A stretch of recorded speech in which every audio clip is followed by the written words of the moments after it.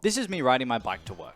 And thanks to this red light and lots of other bad decisions, I realize I'm going to be late for work. And I don't really want to be late for work. So I thought to myself, if I want to get to work on time, why don't I just buy an electric bike? That's a pretty good idea. God damn. That's not a very good idea. Maybe I'll just... Of course, first of all, we had to get our hands on something to build the sail with, which included a tarp, some wood, some more wood, some more wood, some screws, and of course, something to put the sail on. And thanks to the laws of wind dynamics, if wind blows behind you, it pushes you forward, which means if we built a nice big square sail, it should be able to propel us forward. And we decided to do that by sandwiching the tarp in between two blocks of wood to try to keep it as taut as possible. Is this guy ever sewn this large? Keep going. But while we were drilling on the mast, we realized that the wood was really dense, but also really unstable, which is where we got the magnificent idea of zip tying it together from. And then we moved on to making this big mural on the front to finish things off before getting way too excited and taking it straight down to one of the windiest parts of the city to test it out. Obviously, we very responsibly attached it to the bike before standing there and waiting for some wind.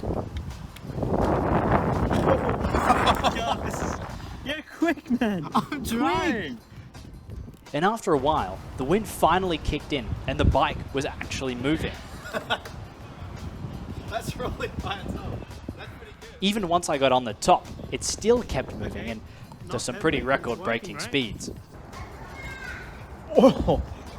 But it was kind of hard to tell how much of the force was coming from us kicking off on the bike and how much of it was from the wind actually pushing us along. Fortunately, we had two issues that kind of answered that question for us. The first was that whenever we would go faster than the wind would start to push us back, making it really difficult to go forward.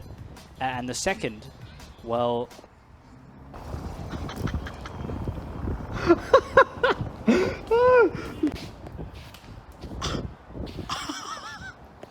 I didn't get that. Yeah, what happened?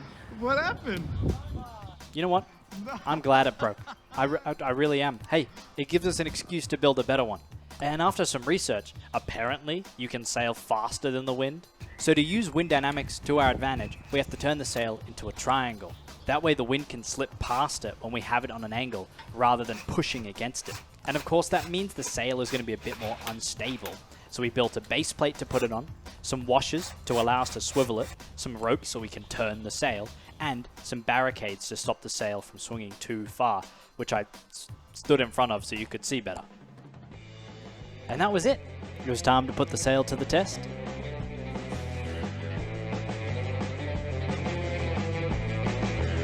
Feeling it? No, I'm not feeling it. It's not working. And the wind never kicked in. Hey, we looked around for days and nothing turned up. Not a single gust. So instead, we had to make the wind come to us. Go, go, go.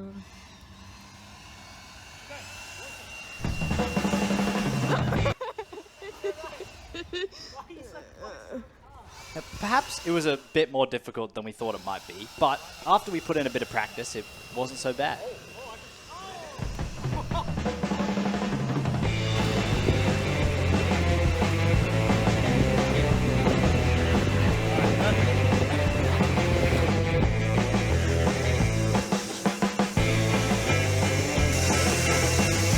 Oh my god. He's cold as shit.